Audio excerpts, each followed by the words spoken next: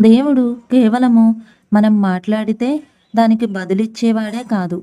ఆయన మన మనస్సులను, మన అంతరంగములను ఎరిగిన దేవుడై ఉన్నాడు. మన హృదయములలో మన ఆలోచనలు, మన హృదయములలో ఉన్న మన తలంపులు సమస్తము ఆయన ఎరిగి ఉన్నాడు. అది ఎలాగో మీకు చెప్పమంటారా?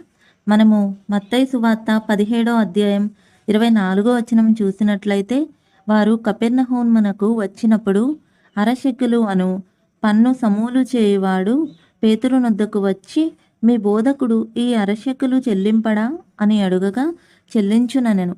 అతడు ఇంటిలోనికి వచ్చి మాటలాడక మునుపే యేసు ఆ సంగతి ఎత్తి చూసారా?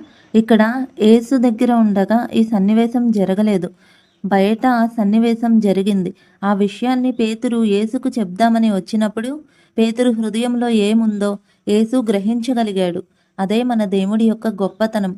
మనము ఏ సందర్భంలోనైనప్పటికీ నోరు విప్పి చెప్పలేని పరిస్థితులు, హృదయమంతా ఆవేదన, వేదనతో మన గుండెను కమ్మేసినప్పుడు, మనం ఒక్కొక్కసారి దేవుని యొద్దకు వచ్చి కేవలం మౌనముగా కూర్చోగలము కానీ, మన పరిస్థితిని మనము వివరించలేము. అలాంటి సమయములలో కూడా యేసు మన హృదయాంతరంగంలోని ఎరిగిన దేవుడై ఉన్నాడని గ్రహించండి. ఆయన ఖచ్చితముగా మన హృదయంలో ఉన్న వేదనను అర్థం చేసుకోగలరు.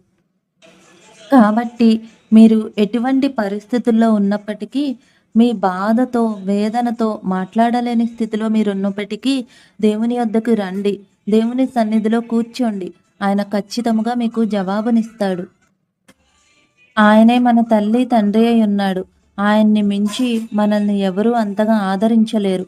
ఆయన్ని మించి మనల్ని ఎవరూ అంతగా ధైర్యపరచలేరు. ఆయన తప్ప మనకెవరున్నారు?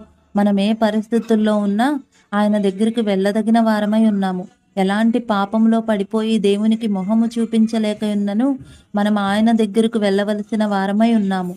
ఖచ్చితముగా ఆయన మనల్ని సరిచేసి, బాగు చేసి, మన హృదయాంతరంగములలో ఉన్న ఆ యొక్క దుఃఖమును, వేదనను తొలగించే దేవుడై ఉన్నాడని మీరు విశ్వసించి ఆయన సన్నిధిలో గడపండి.